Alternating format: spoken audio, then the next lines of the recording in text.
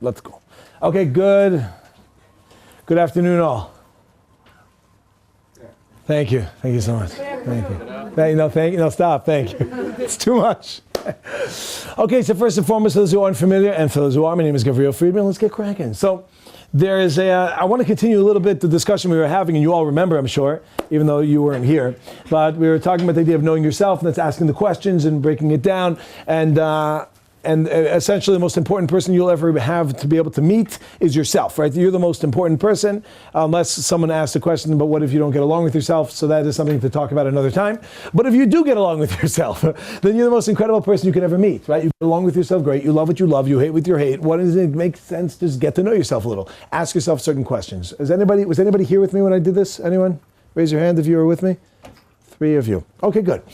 So for the rest of you, just a little intro of what we were doing is I was asking and questioning people who they are. And I was define yourself. Give me an idea of who you are. 3 things to describe yourself. And we had a very hard time doing that. And with rightfully, it makes sense. It's a hard time because we don't really think about it that much, generally speaking. Oh, you can't sum it in 3 words. You need so many words to do it. But generally speaking, because we haven't worked it out. We haven't worked out exactly what we want. And then we were, God forbid, I don't mean to say making fun of, but maybe perhaps taking a little bit of a dig about people who take business seriously. If anybody remembers that. And right, was anyone here for remember that? Okay, so of course you have to work, you have to live. But at the end of the day, identify, figure out who you are. What are your goals? When you understand what your goals are, then you could be heading towards a certain goal. If you don't know what your goals are, you can't be heading towards any goal. This is like Alice in the Wonderland. Did I say that right? Alice in the Wonderland?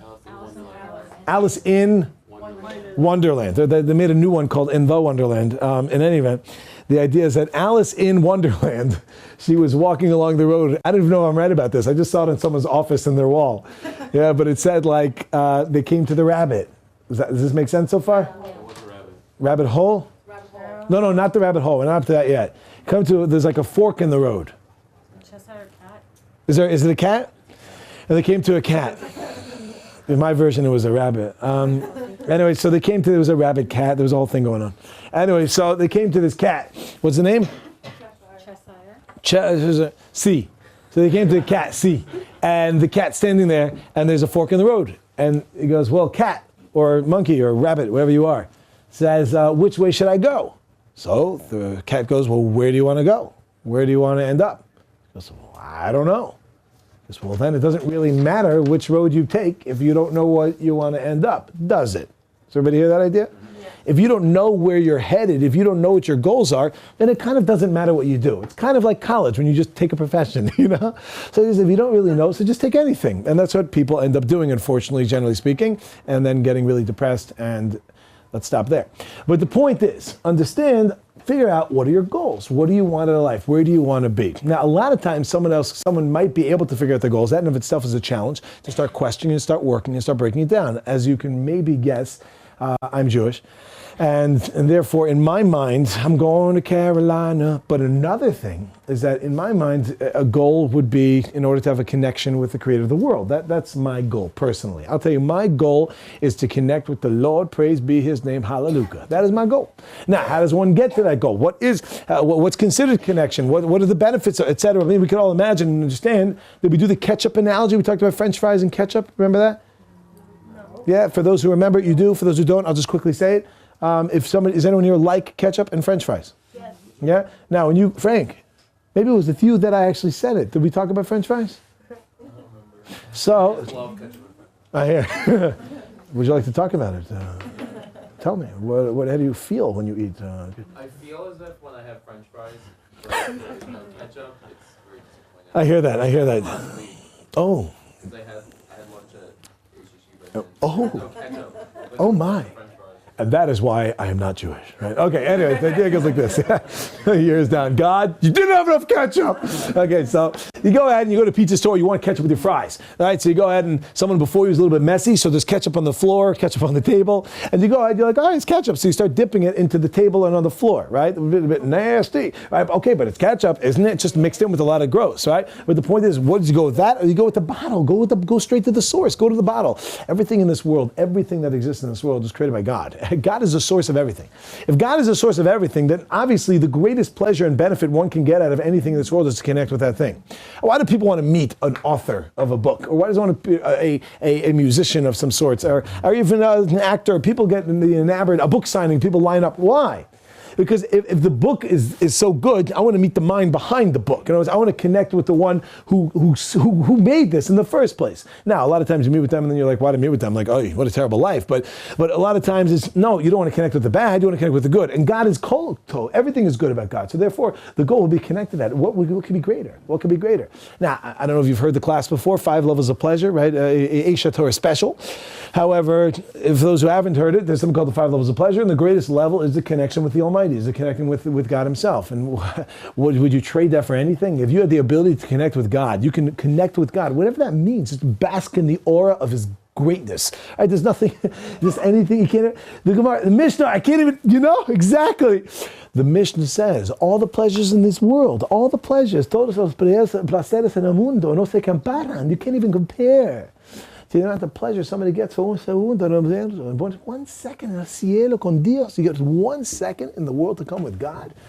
It's like, it's an explosion of pleasure. It's unbelievable. There's nothing as great as that. Okay, so now, if your goal is to get to such a thing, right, at least mine is, if your goal is to, and I would hope that everyone's goal is, so then how do you get there? What are the steps that you take? Now, besides that, we have secondary things called living.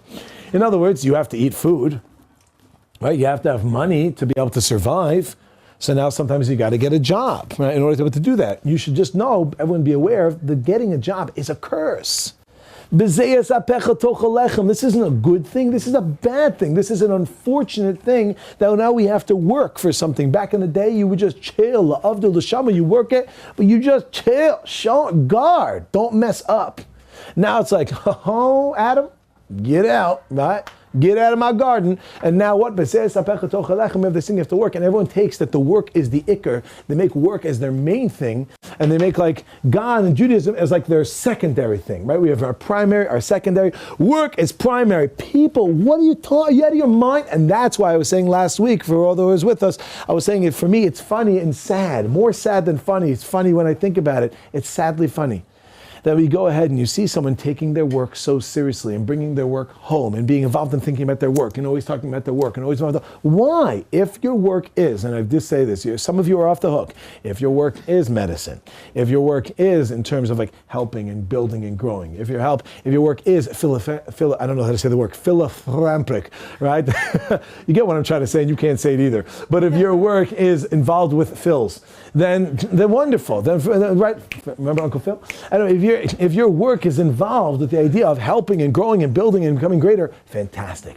But if your work is just about money, right? If it's all for the money, then what are you doing? You're throwing away everything, and that's the sad part. That's when a person wakes up at the end of their life, and they start to realize, oh man, look at my life. I wasted it like you. And what happens? We throw it away, forgetting rid of it. This is secondary. Now, using back to the examples I like to use all the time, the Michael Phelps example. You could use anyone. A lot of them are like, I used to use Oscar Pistorius, but now he murdered his girlfriend. And I used to use, it was a guy at Tour de France. Lance Armstrong, but he's a drug addict. So let's deal with what we're talking about now, and that's Michael Phelps, right? As far as I know, he has not yet at least been caught with too many steroids, in which case, he did pretty good for himself, right? He works like a beast in order to make sure he's going to swim and he's going to make the Olympics. He's going to get the gold medal. And his first Olympics, what do you win? 8 medals in his first Olympics? They only give out 7. That's amazing. I think I was incredible. How did he do it? Because he had a focus, enfocar. What he basically saw is like, where do I want to get to? Where do I want to get to? Now I can go. Life is about a GPS, right? I know we all heard the analogy, but I'll tell you again. A GPS needs 2 things in order for you to be able to use it properly. It needs to know. Where are you? Where are you? And where do you want to go? Everybody hear that? It has to know where are you and where do you want to go. Okay, now, if you don't know where you want to go, so maybe it doesn't matter where you are. And if you know where you are, but you don't know where to go, it also doesn't help. You have to have both. You have to have both. Now, here's the crazy thing. A lot of times people will go ahead and they'll know where they want to go, but they don't know where they are. Right? So let's say I know where, or they don't know either. I find it rare that a person knows who they are, but they don't know where they want to go. If you know who you are, there's a good chance you know where you want to be. You get that? But the idea is, and even if it's negative, but many of us don't even know where we are in the negative sense. In other words, I don't mean you know where you are and you're working and growing. I mean, you know where you are negative. You understand that you're not yet what you can be. I want to share with you what I think is such a phenomenal, such an inspirational idea. And they made it into a movie. as all inspirational ideas eventually become. And that is the idea of Frank Abagnale Jr. Everyone knows who that is? Yeah. Who said yeah? Yeah, who was he? He was the Who is he, actually? He forged checks. Right, Frank Abagnale. They made a movie called Catch Me If You Can. Anybody saw that? Leonardo DiCaprio? My hero. Right? Fly for free. Okay. So I know a lot of people confuse me for him sometimes, but the idea is, and Brad Pitt, but the idea is, okay, actually I'm Brad Pitt, but that would be crazy, wouldn't it? In any event, the idea that we find is that what happened in that movie, does anyone have no idea what I'm talking about? Raise your hand. Frank Abagnale Jr., Catch Me If You Can. You have no clue what I'm talking about. Raise your hand. Okay? Okay, good. Now, who is Frank Abagnale Jr.?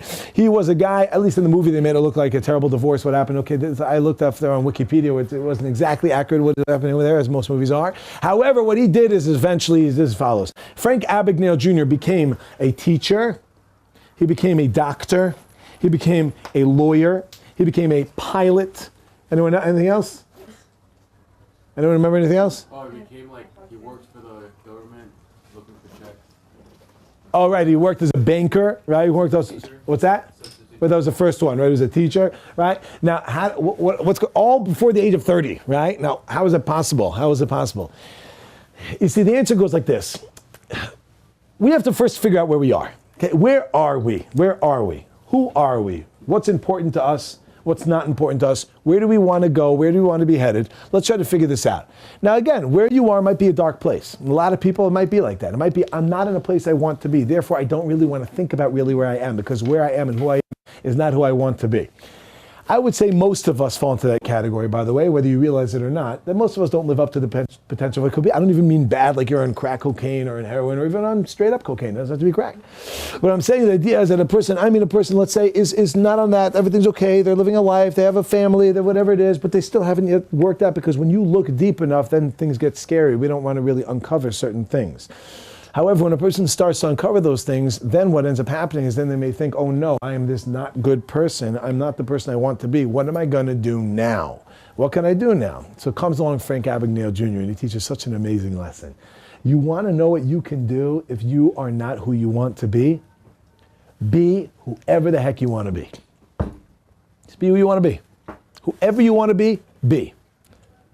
What does that mean? What did he do? So he ended up in prison, but the idea is, and eventually he got out. What did he do? So he basically started forging checks, and he started writing checks, and started working at all the crazy things. And he was running, the FBI was searching for him for a bunch of years. He ended up getting caught. I think it was in Italy, in a printing press, printing money, right? But the idea is that what did he do? So he had more leeway back in the day, before 9/11 at least, right? That he was able to just pretend like you're something. He transferred to a school, and when he was in this new school, he walked down the hallway, and this kid saw a new kid in class. What did he do? He pushes him against the lockers. Kid! And he walks into class, his first day of school, and he's the new kid. Everyone's like looking at him, and he notices that there's no teacher in the room. So he goes over to the board, he takes the chalk, and he starts writing. I'm not going to finish it, but he writes, Mr. Abagnale. He says, okay, class, I'm your sub for today. And he totally pretended like he was the teacher. The kid that pushed him in the hallway was in the room. And he's like, oh no, it's my teacher, right? And he goes down. It was French class. Now, Frank Abagnale Jr. didn't speak French, but it doesn't matter. It's like my father always said, if you have nothing to say it with confidence. Right? Then people believe you, right? So that's what he did. He got up and started to say, I'll be your teacher for today. And he got lucky that day. The teacher didn't show up. And so he goes, you, page 46, start reading. And the kid's like, les comprendants. No, pronounce it right. Right? He doesn't know what he's saying, yeah? And he pretended like he was a teacher. About 15 minutes later, a teacher comes in and he goes, what's going on? He goes, I have this one. It's okay, thank you. And then he's like, huh? And he walked out. And he was a teacher for 3 weeks of the French class. Then he ended up getting caught. And he started to see, like, wow, you can do whatever you want. So he became a pilot. How to become a pilot? He just got tailored a suit for Pan Am. Just got it tailored. And he walked down, he said, hi, I'm here on standby. They're like, oh, yes, sir, no problem. We have a flight going out of it. Oh, thank you so much. I'd like to sit in the cockpit, thank you. And he became a pilot, right? And then what happened? He became a doctor. How did he become a doctor? He just became a doctor. He walked into a hospital and he said, I'm a doctor. They're like, oh, doctor, we need you. He's like, I'm coming.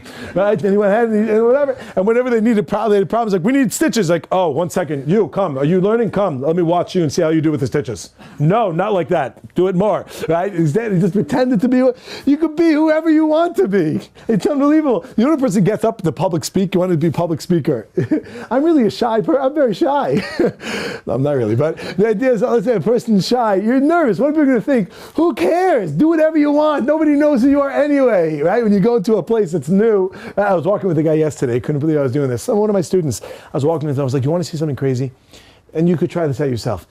Unless it's a boy, boy, girl, girl. You see what I mean? I'm walking by people in the old city. For some reason, everybody likes to slap people 5. Everybody likes to slap 5. If someone comes to you and goes, hey, I almost guarantee you're going to be like, hey.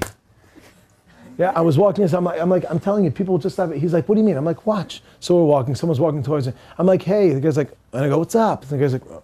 I was like, have a good one.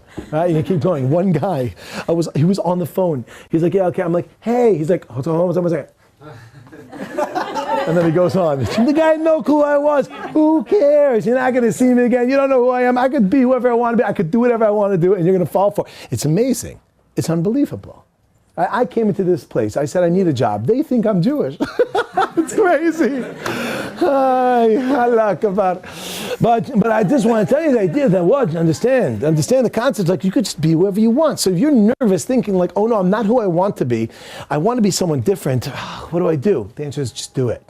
You want to be someone better than who you are today? Just be someone better than you are today. That's all you have to do. Just decide to do it and then do it. You become better who you are, right? Okay, I'm not suggesting you can walk into, Starbucks and be like, hi, I own this place, right? They're like, you're Schultz? Sure, right? Hi, Howard. I thought it's a man. No, it's a woman, right? It doesn't exactly work and everything. But the point is, at least in terms of ideas of connection, of being a human being, an individual, a person, you want to be better than you are?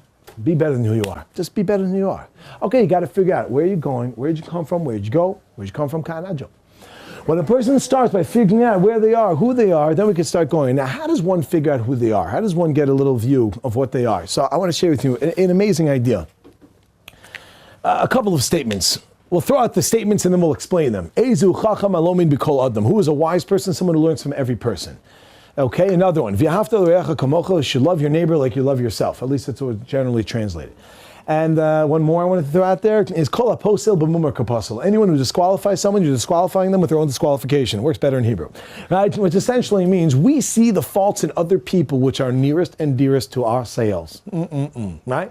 Therefore, if you want to get a little picture of who you are, take a look and see how do you react to the world around you. How do you react to the world around you? Ezu chacham alomin mikol adam. Everything in life is a test. Everything in life is teaching you something. Everything in life is there for you. In which case, you have to ask yourself, when you're experiencing life, you're going through life, and things happen in your life, how do you react to those things in life? Do they bother you? Do they not bother you, etc.? So I want to share this particular idea came from one of my chavrusa, of Shimon Tzaddik. It says an amazing idea. Shimon Tzaddik, an amazing idea. You go ahead and you're bothered by someone. Is anyone here bothered by somebody? Does somebody bother them? Please don't say me. As long as it's, are you bothered by someone? Is there someone that bothers you? Yeah. Who is it? Don't say. No, I'm just kidding. Right? You have someone that bothers you for real? No. Okay. Is anyone bothered by someone? Absolutely. Yeah. Now, what do I mean by bothered by somebody? What I mean by bothered by somebody is someone irritates you, someone gets you under your skin, or you feel inferior to them. Now this is already getting a little deep. Come on, let it out. Let it out. How do you feel about that? Is anybody here that when you meet up with someone or you're with someone, you feel inferior to them? Okay, we got a couple of hands, people that have self-esteem to deal with this. Oh, there we go. Other people? Anyone else have self-esteem? Okay, good. Right? There are people that you meet that we don't feel good around, right? You feel different. Is it true or false that when you go and you're with different people, sometimes you act differently? Yeah? Right, when you're with, and sometimes you're a little more loud, sometimes a little more reserved, right? When do we become more reserved? Right, when we feel less confident. Why do we feel less confident? What's that? You feel inferior. All right, you feel inferior, right? In other words, or it could be other things, but let's say. So what's going on over there? What is it that's bothering you? What's going on? Yeah? Let me ask you a little bit differently. When we say the idea of Ezu Chacham Alon Mikol Adam, who's a wise person, someone who learns from every person, has anyone here ever been rebuked by somebody? Has anybody ever been, or let me say it differently because maybe I don't know the word rebuke. Has anyone been accused of something? You've been accused of doing something that you didn't do. You're accused of something that you didn't do. Yeah? You didn't do it. You really didn't do it. Didn't do it at all. Not at all, nothing. Okay, so let me ask you something. Did it bother you when you were accused? Yeah. Why? I didn't do it. So what? It changes how people look at you. Okay. Interesting. Inferior. What's that? Yeah. Repeat. Because you feel inferior. Right? Okay, good. Let's think about this for a second. Are you bothered by the fact that now people are going to think of you differently? That is what's bothering you? Is that the thing that's bothering you? What if nobody else knows about it but the person who accused you? Would it bother you? No. So the idea is, it's only because, so if someone comes and accuses you alone, it doesn't bother you. Because it doesn't affect me at all. So I'm asking you a real question. This is not a theoretical question. Has anyone ever accused you of something, not in public, by yourself? They've accused you of something. Yeah. And it wasn't true. Yeah. And it didn't get out, nothing was ever, and at that moment you're like, all right, whatever, so accuse me of that. Actually, it depends. Because sometimes you're like, I can't believe you expect such a thing from me. Why would you ever accuse me of that? Right. If you hold yourself so high. Good. So now there's two different types of being bothered. There's one being bothered, which is like sad. You just described I'm sad. I'm sad that you would even think of me to do such a thing. That makes me sad. But there's another type of bother of like, what are you accusing me? How could you accuse me of such a thing? I never, what? How could you do it? Comes on the Gemara in Moed Katan Daf Yud Ches and says a fascinating thing. It's really amazing. Gemara says that if you are accused of something, it's for one of three reasons. Either because you actually did it, or you wanted to do it, or you saw someone else do it and it made you happy. In other words, the things that bother us when we are accused are only things that are actually relevant to us. If it wasn't relevant to us, we wouldn't be bothered by it. Sure, I'll give you an example. Right? I said this example not long ago when we talked about Rabbi Abraham J. Twersky gives a great example. You know who that is? Have you heard of him before? So there's a rabbi, his name still is the same as I said before, Rabbi Abraham J. Twersky. And he lives, I believe, in, anyone know, Philly? Milwaukee, thank you. He lives in Milwaukee. Is that right? Yeah. Okay, he lives in Milwaukee. He has a center, is that right, for like drug, alcohol addictions, different things like that. And it's such an amazing idea. He said this woman once called him up. And he was helping this woman with alcoholism. She was getting over alcohol. And she says, that's it, Rabbi. I'm going back to the bottle, right? Says, well, what happened? He says, my husband, he said I'm a terrible wife and I'm a terrible mother and I can't handle it anymore. So he speaks with her, he calms her down. After she finally calms down, he says, okay, you're going back to the bottle? She says, no, I'm okay, I'm good, I'm settled, I'm fine, thank you. She says, okay, you get another coin. But now, question for you. I just want to leave you this one thing. I'm sorry, just on my mind. So she goes, what is it? I just wanted to tell you that the scar that's on your left cheek is revolting. I just thought I'd share that with you. Now, what do you make of such a thing? That's pretty bizarre. Pretty bizarre. Give me more. What are you feeling? It's incongruous with the situation. Okay, right? Doesn't really fit. Something's not right here. That wasn't so nice. A little bit of a low blow. Wasn't this on the phone? But it doesn't bother you, also, because isn't he just trying to say, like, because you didn't care about that, there's nothing like, true to it, it doesn't matter, so, Yeah, but they knew each other. Even though it was on the phone, they knew each other. like, what bothered you about that comment was because there's something there. So, I don't know if you might even be there already. I'm not sure if there's one nakuda we have to add.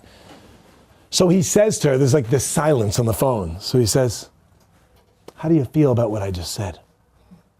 So she goes, I feel really confused. Well, why do you feel confused? How come?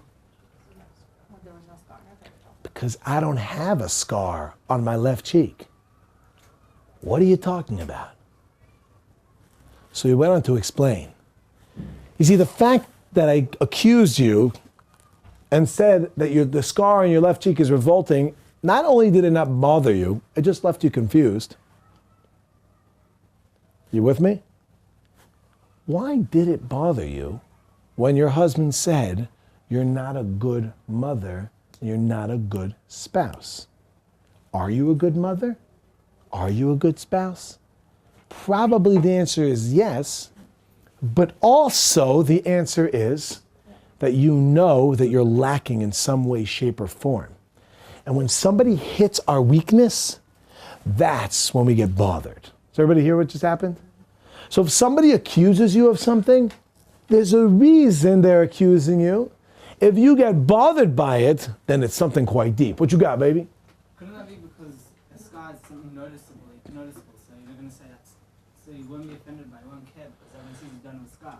Listen. So if you're not a good person, you're a bad person, and there are rumors about it, no one's going to know if it's true or not. You realize you do, you're tightening it up, but it could be, but it happens to be this girl did not have a scar. You understand? So Right, so she doesn't care because everyone's going to see she doesn't have a scar. So who cares what he says? Whereas if the doctor would have said something about her personality or the way she acts, and it's true or not true. even if it's completely not true. So the scar is completely not true. So remember we said, Something everyone knows isn't true. Something everyone, because you're saying like rumors, people would think it's bad and whatever.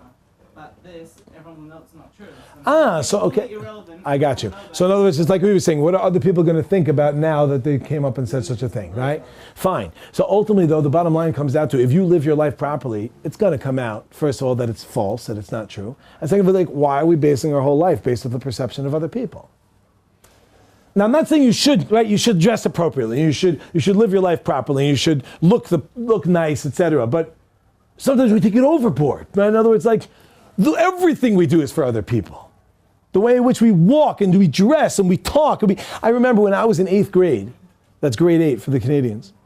So I went to a co-ed school. It's called HALB, Hebrew Academy of Long Beach. Everybody who's familiar, in Long Beach, New York. You went there also? I went there. You went there? DRS. DRS is also a school, but that's the high school. But I went to HALB. Did you go to elementary? No. So nice try. So anyway, so I was in Long Beach, New York.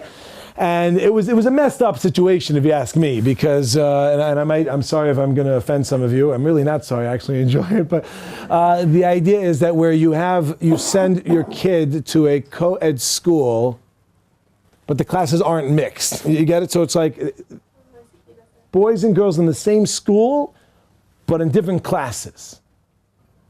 So that to me is just messed up. That's like putting a carrot in front of people who like carrots. You understand? And like, you can't do it. Like, why? What do you? And then, I'm not saying me, it wasn't me, but it was me that when I would get older and then I would maybe start talking to, Lo Aleinu, but I would talk to girls and my parents would be like, why are you talking to girls? I'm like, I don't know, maybe you put me in a co-ed school. Maybe that's the beginning reason, right? Maybe that's the reason. I can't imagine why, right? But the idea is, bottom line is they put the boys and girls in the same school, separate classes. They made it so separate that you had one wall of the building was pink and the other was blue. This is actually true. I'm not messing with you, right? They put the guys with the pink. They would just want to mess with their heads. And I'm just kidding about that part. But bottom line is, like, so one time I was walking by the pink-blue corner. I had to check something to make sure it's okay. And it's doing research for a project. And it's called Life. Anyway, so I got to the corner, and I'm like, oh no, I'm going to get busted. So I turn around the other way, and I hear, psst. So I'm like, yeah. It was one of them from the other side, from the pink side. And she says to me, I don't want to say the girl's name in case someone knows her or if you are here. But she said, that's like the worst. Like, it was, anyway, so she goes to me, this girl's name was Lindsay. It still is her name, by the way. And she says to me, Lindsay goes, there's a girl whose name is, she said the name, whatever, let's call her Bob. He said, she had a lot of issues going on. Anyway, so said, there's this girl. And she likes the way you walk. It's true, I'm 13 years old, I'm like, thank you. And every time I saw that girl, Bob, afterwards, I would go into this weird thing. I like see her, let's say you'll be Bob next, I don't want to get arrested by looking at a girl here. So I go ahead and, again, and I go and I look and I'd be like, oh, I would get in like this stance, I'd be like, you know, and then I'd be like, wait a minute.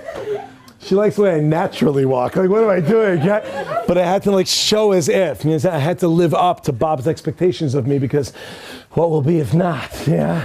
And I need other people to see me in a good light, and I need it all for other people. Please like me and please love me, right? And we're lacking so much. We care so much. How many ladies? Ladies, it's a little more obvious. Guys, they try to hide it a little more. But ladies, let's say, for example, well, let's say all the women in this room today looked at a mirror. I don't have to ask you. I know every one of you looked at a mirror. Now, why'd you do that? Right? The answer is because, okay, whatever. You looked at it, right? Now, guys, do they look at mirrors? The answer is yes, but they make it less obvious. So a girl will be like, you know, like, so today, you know, I'm like, and they'll do whatever they do. Yeah, a guy will walk by the mirror. He doesn't want people to know, so he does like one of these. He's like, and then he goes on, right? But he's also looking, right? Because we care so much what people think about us. How are they going to perceive me? And what are they going to think about me? My whole existence is based off your perception. And that's sad. That means you don't know who you are. Does everybody get that? We take on the realities and perceptions of what other people want us to be. And we live up to that. If somebody thinks you're funny, you're going to make a joke in front of that person when you see them, right? If somebody compliments you on your pace, when you see them, you're going to be like, hello. How's it going today? Is everything all right with you? How's their family? Nice to see you. Everything good? Okay, I'll see you later, right? There you go. If somebody makes a comment or whatever, so we're going to want to live up to that. If someone thinks you're intelligent, you're not going to talk in front of them ever again, right? Because you don't want them to know anything. But the idea is that we live up to other people's things. What does that show? That we don't even know who we are anymore. You get that? So the Frank Abagnale Jr. thing is, on one hand, it's great because you can really get to you. On the other hand, it's terrible because now you might just continue living up to these ideas of being somebody else. But the idea is now not to be somebody else, but to be who we are and actually live up to who we are and just be who we are. Just do it. Just do it. Nike it up, baby. Right? Be careful what happened to Tiger Woods when he did that. But the idea is that, and he was their spokesman, but the idea is at least what? Just do it. Be who you are. Be who you want to be. Now, sometimes you got to figure that out. And that's when the real questions come in. Where are you headed? Where do you want to be? If you know the end game, then you can understand the beginning game, right? You can first got to figure it out. Now, why was I saying with the idea of Ezu Chacham Alon Mikol Adam, who's a wise person, someone who learns from every person? You look around the world and you take a look and you see, number one, if you see something that bothers you about somebody, it's very likely that you have that problem. Kol haposel b'mumar kapasel. And that's what we said before. Anyone who disqualifies someone, when you say, well, that guy is bad, you're focusing and honing in on the very issue that you have yourself, right? Now, there's a difference between what? If you see someone murdering someone, wow, that's bad. Well, you must be a murderer, right? No, it doesn't have to be that, but there's a difference of feeling. In other words, the feeling of someone murdered someone is like, oh, yeah, that's terrible. But the feeling of someone going something like, how could he do that? The injustice, right? That feeling of like, oh, where it gets inside you, there's a hunger inside you. That feeling is something that you know that's something we have to work on, right? And we say, oh, I'm lacking in that area. Oh, that's something I have to see. Now, how does one, as my chavrusa said, Rav Shimon said to me, how does one get to a level of a haftal vecha kamach, love your neighbor like you love yourself? You see, the problem with loving other people is because we don't love ourselves. That's the problem. You see, why? What are you talking about? I do love myself, I just hate them. The answer is, what do you hate about them? You hate about them, that's what you're lacking in your life. Everyone that walks around in this world that bothers you, the things that are bothering you, and I mean the getting under the skin, not just because other people are going to know, but because it's something which actually inherently is bothering you. Someone accuses you and you feel that thing, what's going on over there? That's something that's lacking in you. You're bothered by something which is lacking in you.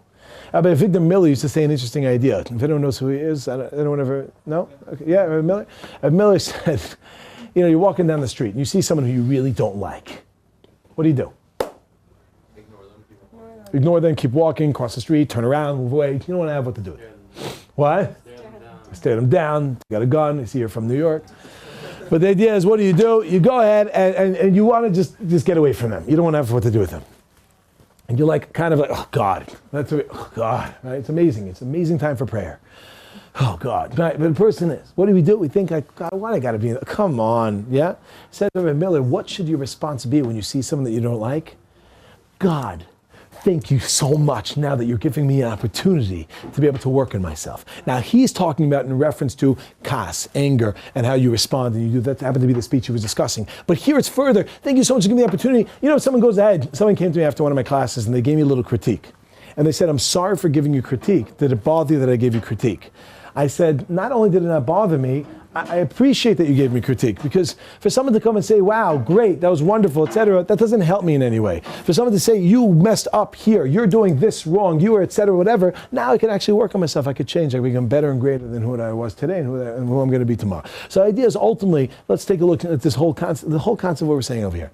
People, we want to get someone. First of all, figure it out. Before you start investing all of your time in a certain profession, unless you've done it already, sorry, in a certain profession, or in a certain lifestyle, or in a certain spouse, or in a certain child, I don't think you picked those, but in a certain, unless you're adopting, in a certain thing, work it out. Understand, where do you want to be? Where do you want to be heading? Understand that idea. Then when you start doing that, then start heading in that direction. How much should you be heading in that direction? Everything should be put towards that direction. That's the idea of the Michael Phelps. So what does Michael Phelps do? Michael Phelps swims. What does he do when he's not swimming? Thinks about swimming. Yeah. Now what happens when he's not thinking about swimming? He's sleeping. Right? So what about that? He's dreaming about swimming. Right? I want to tell you an example of what I mean, that someone lives their whole life. I don't know if you're going to understand this. I just heard this story.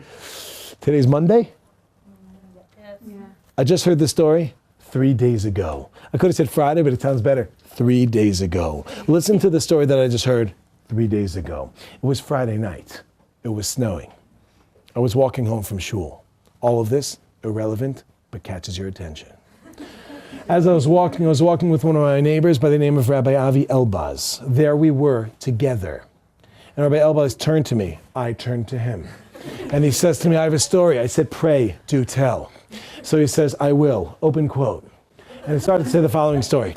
He said that the big rabbi, Rav Chaim Kanievsky. Rav Chaim Kanievsky lives in Bnei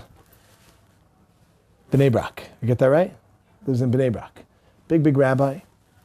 And about 2 years ago, I believe it was Gimel Av, Taf Shin Ayin Hey. It could be it wasn't Gimel Av. And the reason why I'm saying that is because Gimel Av spells out Gav. But the idea is, it was Gimel Av. It's also my wife's birthday. But the idea is that, but it was something Av. I know that. Taf Shin Ayin Gimel, I remember, that's 2 years ago for those uninitiated. So what happens like this. Rav Chaim Kanievsky calls his grandson, and he says, he took a nap, and when he woke up from his nap, he called his grandson, and he said, I need you to quickly get me a cup of wine. He's like, cup of wine? But it's the 9 days. Those are unfamiliar. There's a period of mourning during the year, which we don't have wine, we don't eat meat, and there aren't weddings, and we don't listen to music, and it's a time of sadness, commemorating the destruction of the temples. So we don't drink wine. So he says, get me a cup of wine. He's like, yeah, Saba, Zayda, Papa, Grandpa, I don't understand. But it's 9 days. So he says, I have to make a siyum, which means I completed a certain part of learning. So I need to make a siyum, like a little party that I completed a section of learning. So he goes, what? I still don't understand, because Rav Chaim Kanievsky lives his life very meduyak. It's very straight. Structured, thank you. It's very structured. It's very structuredly straight in orderly. And he has times of the year, like he wakes up at a certain time, goes to sleep at a certain time, he learns certain things at certain times. He says, what do you mean? It's not Erev Pesach where you make a siyum on all of Shas that you learned, and it's not like Tu B'Shvat they make a siyum on like all of Zerayim. It's like not the right time. What did you complete of learning? This doesn't make sense. He said, I just woke up from my nap. And in my nap, I finished studying the Talmud Brachos. I learned 63 pages of Talmud in my sleep. So I need to make a siyum. Now, for those who get it, you get it. For those who don't get it, you don't get it. But the idea is what? In his sleep, he just studied 63 pages of Talmud, and he said, now I need to make a siyum. Hey, you can't even do it awake, right? Yes, what? He's doing it in his sleep. Why? Because his entire life is living Torah. And get it? His entire life is living Torah. We dream about things that we think about during the day, right? And people go, oh my gosh, I can't believe I had a dream about a monkey. Did you see one that day? Yes, but isn't it weird? No, right? You thought about it, so therefore you dreamed about it. But he goes out and he dreamed about finishing the whole, he learned the whole thing. Unbelievable. Michael Phelps thinking about swimming. Now, Michael Phelps is not going to go to a bar with a bunch of his posse to go get wasted. So the guy has got to stay in shape. People, what do we do with our lives? Figure out where you're headed. Where do you want to go? GPS that sucker. Number one, understand where you are. Figure it out. Where are you standing in your relationship with God? Where are you standing in your relationship with people? Where do you want to be headed? Number two, where do you want to go? I want to connect with God. Okay, so now you see where you are. You see where you want to be. Start. The problem is when we think that really we're good. We're fine. We're okay. We don't have to work on anything. I've gotten to a certain level. I'm okay. Everyone else has the problem. Everyone else's problem is our problem. And if we were to go ahead and understand that, then we'd be able to get to V'ahavta L'recha Kamocha, then we would love everyone. Because when we were to work, if we were to work on the problem that we have and fix that problem, then it wouldn't bother us when someone else had that problem because it's not our problem and now we can love them. Did everybody get what just happened? It all breaks down to understanding how many things that we have in our head. We make up so many stories, and the way that Shimon said is like this: is that we have what's called stories and what's called data. Stories and data. Data is reality. It is what it is. Stories are whatever you make it to be. So someone doesn't invite you to their wedding. What's the data? The data is that you didn't get an invitation to the wedding. What's the story? How dare they? I can't believe this. This is like when I remember when I was at home, I didn't get invited to a certain wedding. And I said to my wife, you know what? If he doesn't invite me to his wedding, he's not coming to mine. My wife was not thrilled with that statement. But anyway, the idea is, it's like, that's it. We're finished. I can't believe this. Now, what's the data again? Is that true what they're saying? Maybe. Maybe it is. But maybe it isn't. Why did we jump to the part of saying, they don't like me, they don't want to be with me, they don't want to be there, and why didn't we jump to, oh, probably it just didn't arrive in the mail yet? Why was that our initial jump? You know why? Because that's why we wouldn't invite someone. We wouldn't invite someone because we don't like them, because we don't want them to be there, and we're involved. Therefore, it must be, that's the reason they did it to me. Everybody hear that? Who knows that's true? Maybe it's totally not true. And even if it is true, who cares? Why do you care so much? Because they don't realize how amazing I am. How dare they not invite me to their wedding? Understand? Like, well, even if you're right, you're wrong. Let alone if you're wrong, then you're definitely wrong. In which case, this is why we have to stop and ask ourselves. Throughout our day, we get a lot of annoyances. We got a lot of things that bother us. Someone goes ahead and they're driving slow in front of us. We get like, they're probably doing it on purpose. Yeah. Now, I don't know about you, but I'll tell you about me. There was a guy driving a cab in front of me once, too slow. Okay, too slow. And I said, oh, you ain't gonna slow in front of me. So I was honking, I was going nuts. Yeah, I don't usually do this when I'm not driving. But when I am driving, I do. And I go ahead and I'm like, oh, no, and I'm like, and I found a way to go around him. I went around him and I stopped. And the guy stopped and then I went in reverse. And the guy's like, oh, I'm like, that's right. And I saw he wasn't getting scared, so I got out of my car. I was like, what are you gonna do? I'm like, I don't know. But I've already started, so I can't look stupid. Right? Here's what I'm gonna do. But because I would go slow in front of him, he was definitely going in front of me slow. And I asked him, and he said, yeah, I'm going slow in front of you on purpose. Anyway, but the idea is, nonetheless, we go in and we put on other people that was really we are, but which are all stories. What? Oh yeah, I just got in my car and drove away. I felt stupid. Anyway, but the idea, the guy just like sat there. I'm like, what am I gonna do at this stage? Like, you man, you stupid man, right? You're like, what am I gonna say to him? If anyone, where's that from? Anyone know? Oh, no one got that reference. Okay. Anyway, the point is that this is the beginning, people. And I gotta bust that in. This is the beginning. The beginning is what? Understand, where do you want to go? If you don't know where you want to go, then it doesn't matter which road you go down, says the cat. In which case, let's first figure out where you want to go. Once you figure out where you want to be headed, now let's take a good look at where you are. Because you can't get to there until you know where here is, right? Which direction am I going to be going on? What do I need to work on? What do I need to get? Now, some of you don't even understand what the goal is. I'm going to tell you again, from a Jewish perspective, and I beg of you, for your own sake, for mine too, because it gets high if you do it, for your own sake. Is that too honest? I beg of you, for your own sake, to really figure out which direction you should be going in. And if you're going in the wrong direction, so then start going in one direction. No, I'm just kidding. All right, start going in the right direction. I'll end off with this last thing, which is so sad, but I think so true.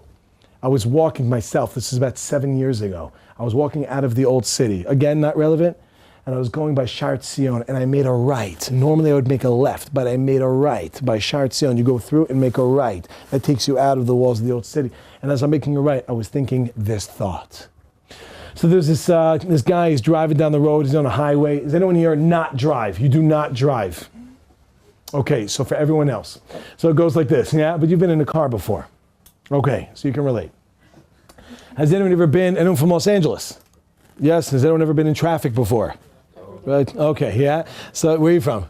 Houston. Oh, okay, so I don't know what that means, but I know what Houston means, but I don't know if It's this... the largest freeway and the worst traffic. Really? How many lanes? 16. 16 lanes? Well, 8 on both sides, so it's not that. You're right, that's not that big. I hear that. It's just like animal size. That's ridiculous. Here in Israel, they have a lot of, we also, in Israel, we have two lanes.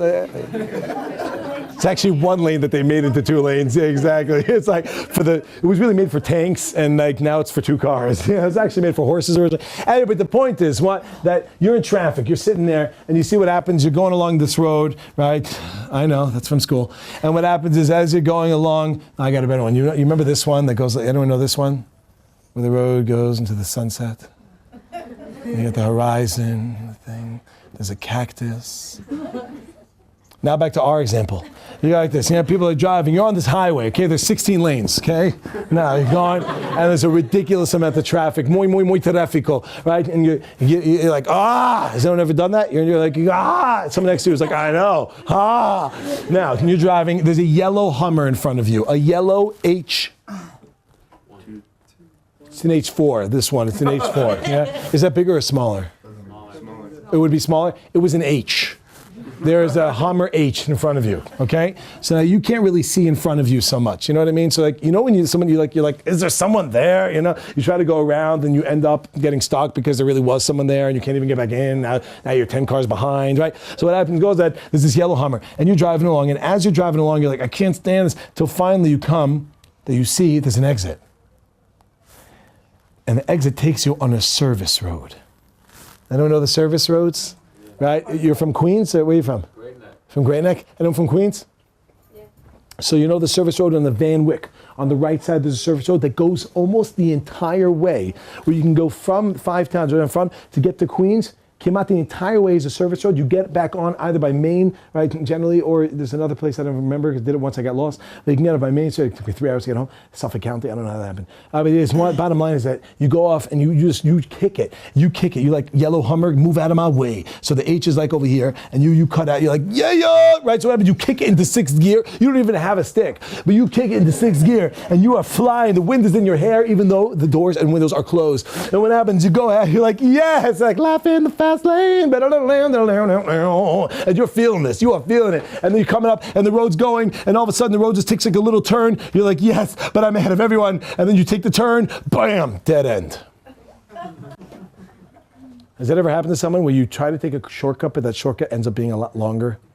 The Gemara calls it derech aruka shehi kitzara and derech kitzara shehi aruka. Sometimes the long way is really the short way, and the short way is quite long. So we go ahead and we jump off. We're like, yes, yeah, and you're on the highway to get stopped. And what happens? You get over here and you're like, shoot, I wish I had a Hummer, because then you could just jump over it, right? Now, as you're stuck over, you're like, what do I do now? What do you have to do? Now you got to go all the way back and start where you were. And before you go back, you're like sitting there, like hitting your steering wheel, and you look up and you see that yellow Hummer right here. You would have been here. But because you tried to fast track it, you end up being so far behind. How many people live their life in a way where they think they got it all figured out? So they start running with it. They're like, yeah, I don't need this. I heard about this Judaism thing, whatever, but I'm just going to go with my life. It's now or never. I'm not going to live forever, right? I might as well live while I'm alive. And they're flying. And then one point, they wake up and they're like, oh. Now that I got to go all the way back and start over. So therefore, I beg of you, try to figure it out now. And if you've already messed up, there's no hope. No, you already messed up. Okay, even if we did, we still have to live our lives. We can't just chuck everything. We just stop it. We have to just now start thinking of another game plan of how I'm going to work with this. We don't drop it all, but at the same time, don't just continue because you're continuing. Therefore, homework for next time. Figure out Where'd you come from? Where'd you go? Where'd you come from? Kana Joe. Thank you very much. It's been a pleasure. See you when I see you. Have a good day. Bye.